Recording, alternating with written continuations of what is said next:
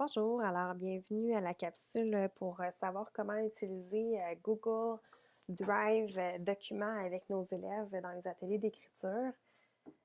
C'est surtout utile pour les élèves qui sont sur ordinateur, là, qui ont les aides techno.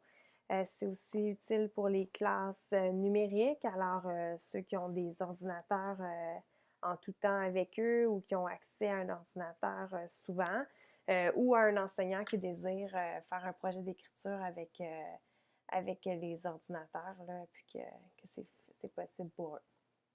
Alors, d'abord, évidemment, il faut se créer un compte Google.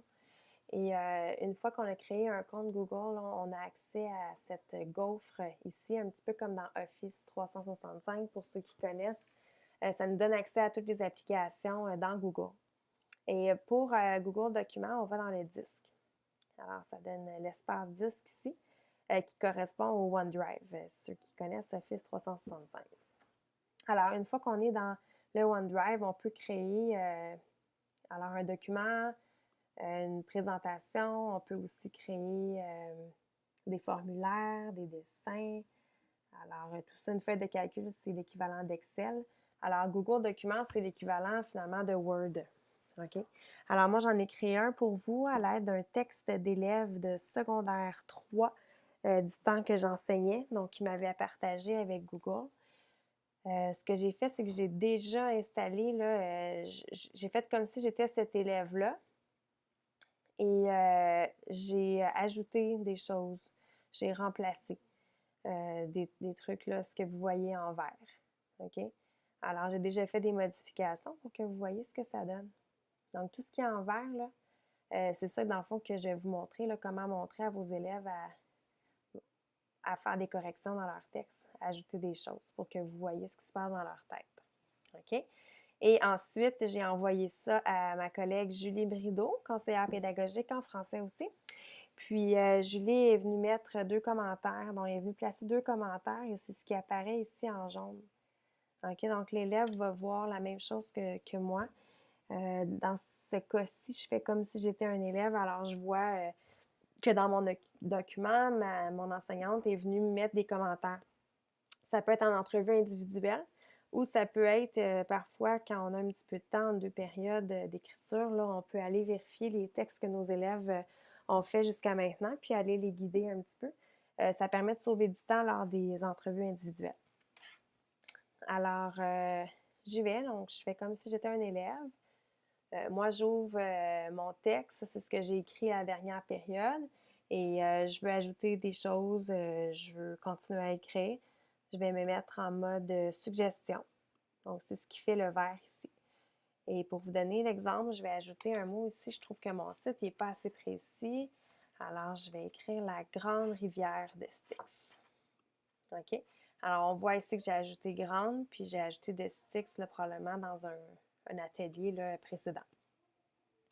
Ensuite, je trouve qu'il manque un petit peu de détails à mon introduction. Je vais ajouter une phrase. Cette dernière n'a aucune idée de ce qui l'attend. Voilà. Et là, il apparaît en vert. Alors, à chaque fois que j'ajoute des choses, là, on le voit bien.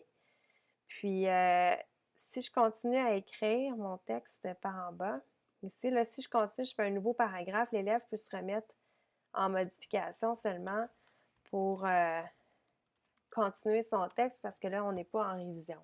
Donc, on utilise seulement suggestion lorsque l'élève retourne dans son texte, là, par exemple, pour changer une minuscule en majuscule, pour corriger des erreurs qui se rend compte qu'il ne savait pas qu'il était là, puis il s'en rend compte un petit peu par après. Ici, il avait oublié d'ajouter une citation. Bon, ici, j'ai un commentaire. Je vais aller voir le commentaire. Donc, verbe plus préciser à qui je parle. Ah oui, c'est vrai, parce que dans la leçon précédente, mon enseignante m'a montré à mettre toujours un verbe précis quand un personnage parle, pendant pas trop longtemps par contre, là, parce que sinon ça fait redondant, là, mais là, il y a quelques répliques, donc je vais dire Alors, à ce moment précis, es-tu prête? Hop, en même temps, je me rends compte que ça prend pas de S. À aller à la rivière de Styx. Interroge. Interroge-t-il? Parce que là, je viens de dire c'est qui en haut. Ou oui, acquiesça Abigail. Alors, à ce moment précis, es-tu prête à aller à la rivière de Styx? Interroge-t-il. OK. Où est-ce que c'est? Qu'est-ce qu'elle pourrait répondre, Abigail? S'inquiète. S'inquiète. S'inquiète-t-elle? Ah oui, le verbe inquiéter, là, je pense qu'il est précis ici. Donc, voyez-vous ici, là c'est moi qui ai joué à l'enseignante, mais l'enseignante, ici, a pu rappeler une mini-leçon qui avait été faite auparavant. Alors, ça, c'est pour modifier, pour commenter aussi, en fait, l'enseignante, quand elle veut commenter, elle vient sélectionner l'endroit où elle veut placer son commentaire, puis elle fait tout simplement là, ajouter un commentaire avec la bulle. Puis, bon, soit plus précise. Exemple. OK.